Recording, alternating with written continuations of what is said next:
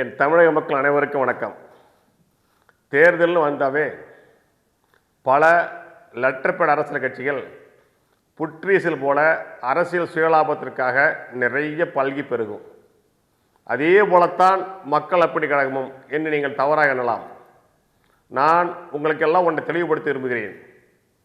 நாங்கள் நேற்று பெய்த மழையில் இன்று பூத்த காளான் அல்ல.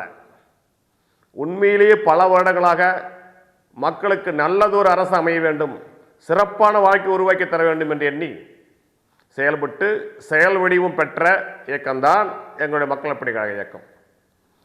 இது தேர்தலுக்கு முன்பும் தேர்தலுக்கு பின்பும் எங்களுடைய வாழ்நாள் வரை சிறப்பாக இயங்கிக் கொண்டிருக்கும். நாங்கள் இயக்கத்தான் போகிறோம், அதை நீங்கள் பார்க்கத்தான் போகிறீர்கள்.